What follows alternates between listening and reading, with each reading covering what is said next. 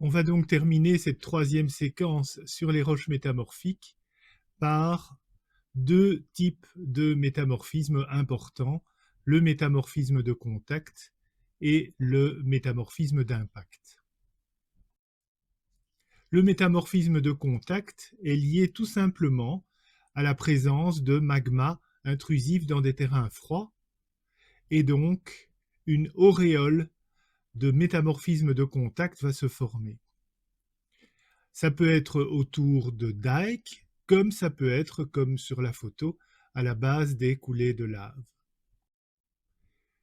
Voilà un exemple, on part à Tenerife, qui fait partie de l'archipel des Canaries, donc un volcanisme qui est lié à un point chaud, et vous voyez une coulée de lave relativement épaisse, avec à la base des pélites qui sont rubéfiées, donc qui ont été transformées, cuites par l'action de la chaleur. Alors la largeur de cette auréole de métamorphisme de contact dépend bien sûr du volume et de la température du magma. Elle dépend aussi de la nature des roches encaissantes. Des argiles, des schêles, des pélites, des calcaires sont plus sensibles que des sables et des grès. En bordure d'un dike ou sous une coulée, l'influence thermique aura comme conséquence une bordure de quelques décimètres de cuisson, transformant par exemple les argiles en argilite, mais autour des grands corps magmatiques, l'auréole de contact peut atteindre des centaines de mètres, voire plusieurs kilomètres. Un petit dike qui traverse les retombées de cendres. Alors on s'approche et on voit une très belle bordure rubéfiée dans ces cendres. Rubéfiée, c'est une bordure de cuisson. C'est la chaleur du dike qui a cuit les cendres volcaniques et donné cette couleur rouge. Après ce phénomène de cuisson autour d'un tout petit dike, voyons maintenant par ce schéma ce qui se passe en se rapprochant d'une intrusion granitique. Donc on distingue en général trois zones. Voilà l'intrusion. La première zone autour de l'intrusion sera de type cornéenne, donc il n'y a plus de schistosité, elle a été effacée par la cuisson. Ensuite, on observe une zone où le schiste encaissant est transformé en micaschiste par la cristallisation de nouveaux minéraux. Et la dernière zone, avant de passer au schiste, c'est ce qu'on appelle le schiste tacheté, où des petites zones sont transformées en micaschiste, mais petites zones isolées dans le schiste. Le dernier type de métamorphisme que nous envisageons, c'est le métamorphisme d'impact. Il a été mis en évidence il y a relativement peu de temps et il est spécifiquement lié aux météorites. Il s'agit d'un métamorphisme à très haute pression.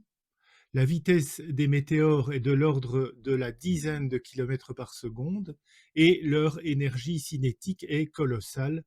Je vous rappelle que c'est un demi MV carré. Ce qui signifie qu'un météore de 20 mètres de diamètre a une puissance de l'ordre d'une bombe atomique.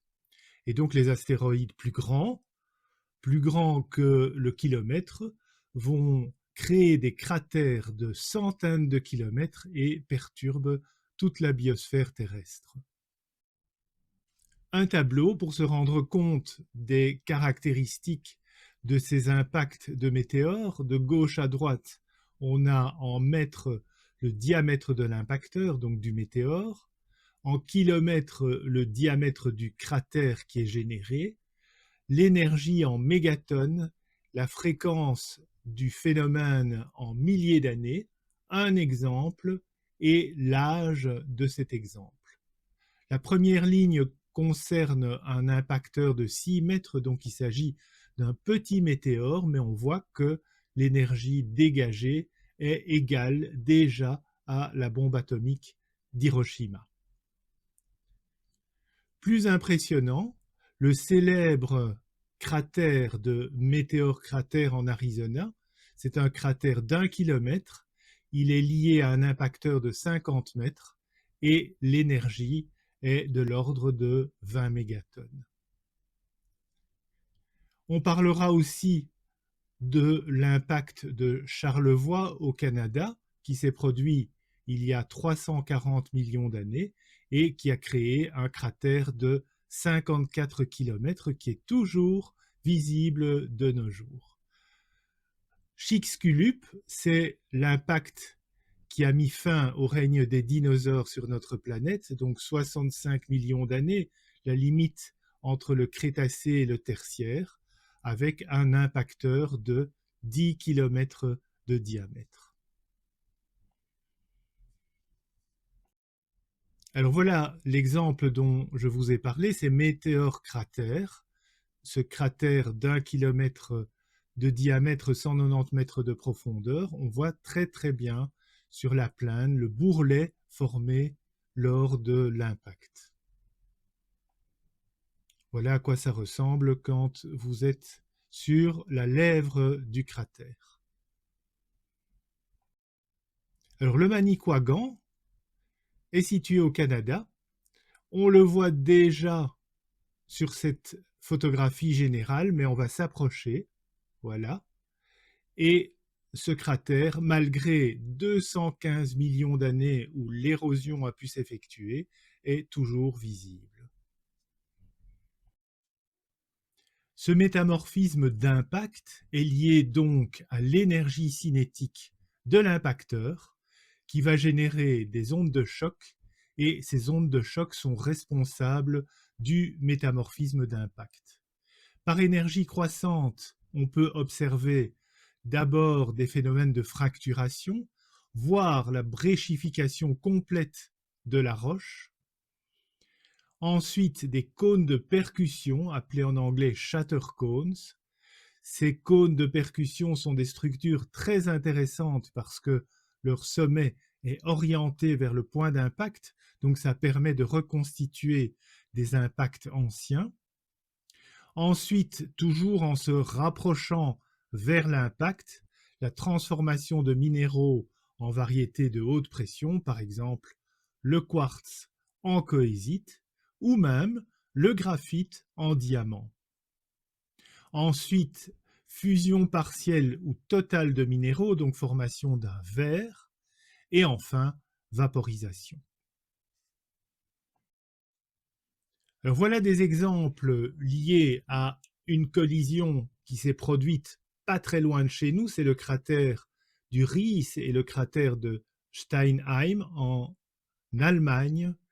Il s'agit d'un météore de 1 km de diamètre et 150 km3 de matériel ont été éjectés du sous-sol. Le cratère fait 24 km de diamètre, est encore visible, et le matériel éjecté lors de la collision a constitué soit ce qu'on appelle des tectites, c'est le numéro 3, ce sont des petites billes qui ont été éjectées et dont la forme correspond à leur trajet dans l'atmosphère lors de leur retombée, d'une forme aérodynamique donc.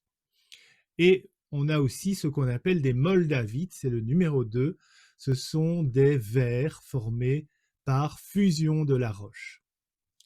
Alors, je vous ai mis également un exemple de shatter cone en 1, et je vous rappelle que ces shatter cones peuvent être utilisés pour localiser des impacts anciens puisque leur sommet pointe vers le cratère.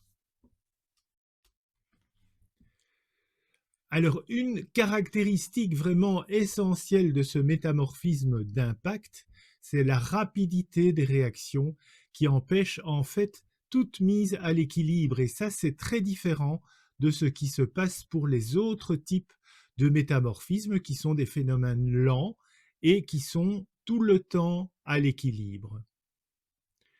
Donc, beaucoup des produits du métamorphisme d'impact, en fait, vont disparaître au cours des temps géologiques qui sont métastables. C'est le cas, bien sûr, des vers qui vont recristalliser et des variétés de haute pression de certains minéraux. Alors, je vous ai fait un schéma un peu caricatural de synthèse du métamorphisme. Si on part de la droite et qu'on va vers la gauche, on a d'abord à droite le métamorphisme haute pression, basse température, c'est ce qui correspond aux zones de subduction, et on obtient les fameux schistes bleus. Ensuite, le métamorphisme de contact, c'est autour des corps magmatiques ou à la base des coulées de lave. On a au milieu le métamorphisme d'enfouissement, je ne vous en ai pas parlé. C'est un métamorphisme qui correspond à l'apparition de nouveaux minéraux par enfouissement dans la croûte terrestre, mais en dehors d'un contexte orogénique. Donc c'est ça qui le différencie du métamorphisme régional. Le métamorphisme d'impact qu'on vient de voir, le métamorphisme régional lié aux zones orogéniques et le dynamométamorphisme, je ne vous en ai pas parlé non plus, c'est un métamorphisme qui est lié au coulissement le long de zones de faille.